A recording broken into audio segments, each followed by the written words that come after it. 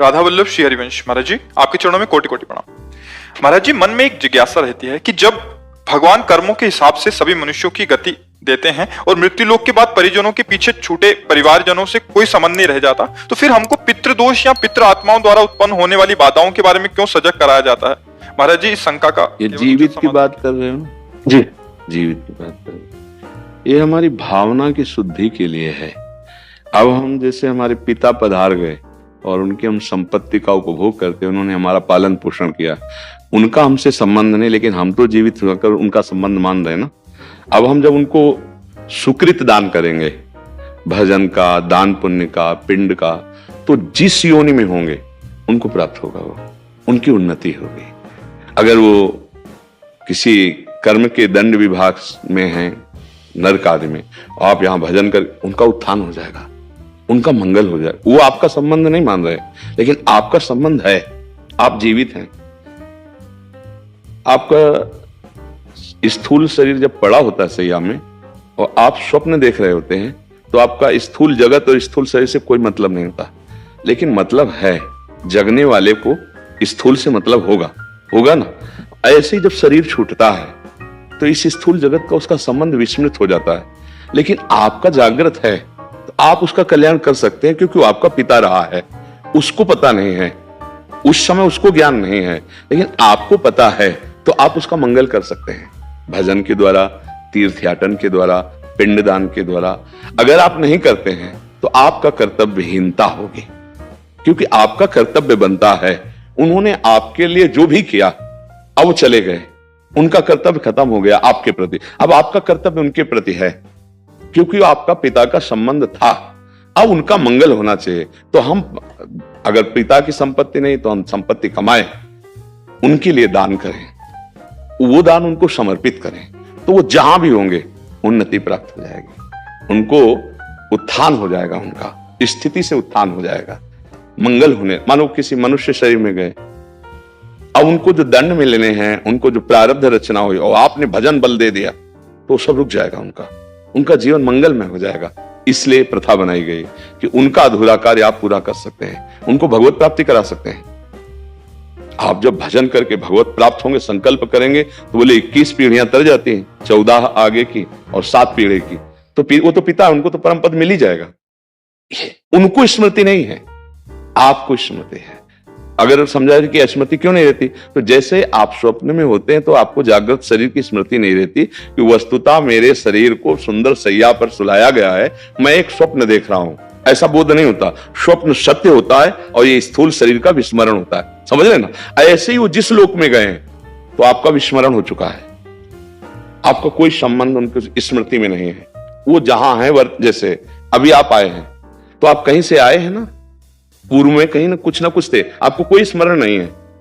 लेकिन यदि पूर्व में आपका कोई संबंधी ऐसा है जो भजन तप और आपको, तो आपका ज्ञान विज्ञान प्रकाशित होने लगेगा, अचानक आपकी स्थिति बदलने लगेगी, शरीर की, स्वभाव की और वैभव की, क्योंकि आपका संबंधी कोई संकल्प कर रहा है। इसीलिए जब कोई भगवान का भक्त पैदा होता है, तो जो पितर अन्य लोकों में होते हैं, उनका परम मंगल होना निश्चित हो जाता है, तो वो कुल धन्य माना जाता है, वो धन्य हो गया। सो कुल धन्य उमा सुन जगत पूज्य सुपनीत, क्योंकि सतरत सा लोकांतर्यत। अब उस कुल में पैदा हुआ, वो चाहे नरक में पितर हो चाहे स्वर्ग में हो, दोनों बंधन युक्त हैं। एक सुखास्पद है, एक दुखास्पद है, लेकिन दोनों से पतन होता है, दोनों गिरते हैं। नरक भोग कराते हैं, स्वर्ग भोग कराते हैं, लेकिन भजन बल वो उनको परमार्थ की स्थिति, परम पद प्रदान कर सकता है। अब पुत्र अपने पिता माता की क्या, पीछे की पीढ़ियों को, पितामह आदि को भी परम पद प्रदान कर सकता है। ये बात है, उनको हमारा संबंध खत्म हो चुका, हमारा कर्तव्य उनके संबंध का निर्वाह करना है।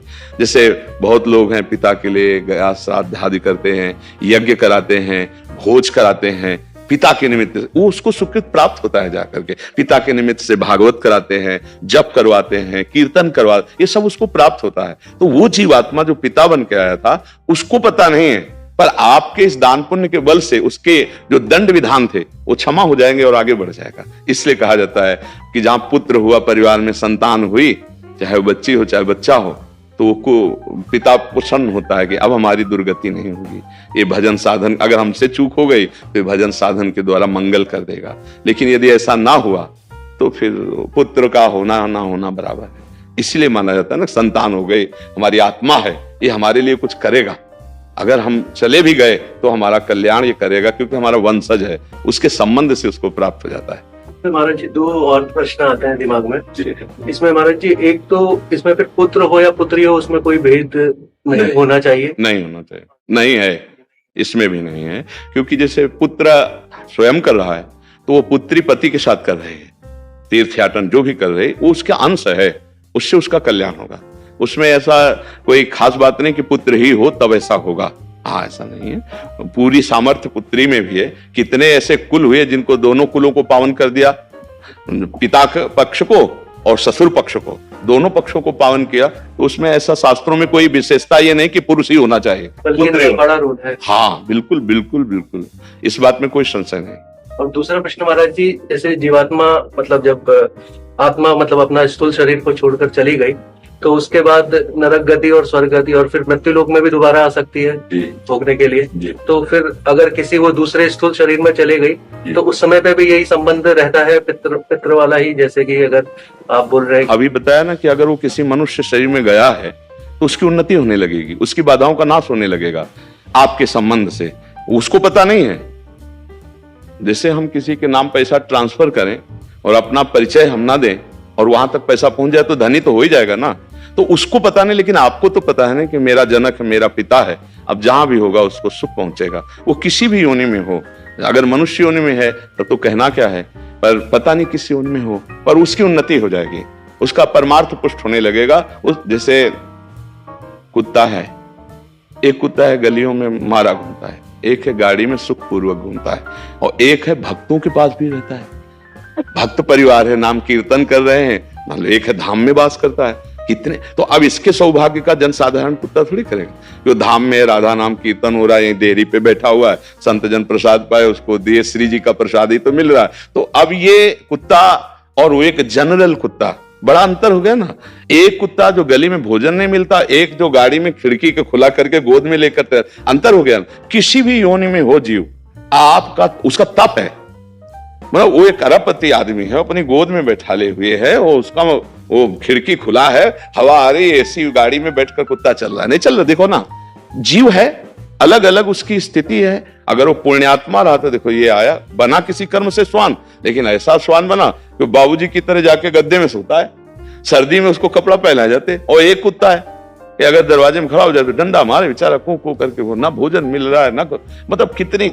एक कुत्ता है कीड़े मतलब कीड़े लगे हुए हैं, कष्ट पा रहा है, एक है खुशबू आ रही उसके शरीर से, बढ़िया नहा धोआ के सब। ये अब किसी भी योनि में उसका मंगल होगा। हमें लगता है कि सबको करना चाहिए, अपने माता पिता के लिए, अपने पूर्वजों के लिए कुछ माला भजन करके, इससे सबसे बड़ा दान है। रुपया पैसा का तो दान ठीक है करे ही, लेकिन ये जरूर करे कि राधा राधा राधा 5 माला जपा, तो आज की 5 माला हम अपने पिता को देते हैं, इतना बड़ा कल्याण हो जाएगा 5 माला नाम जप करके। और अगर आप रोज 1 माला दें, पिता है तो उनका कल्याण हो जाएगा। ये गुप्त बात है आंतरिक, कि वो आपसे संबंध नहीं रखते, लेकिन आप जीवित हैं, आप उनसे संबंध रखते हैं, तो ऐसा करना चाहिए।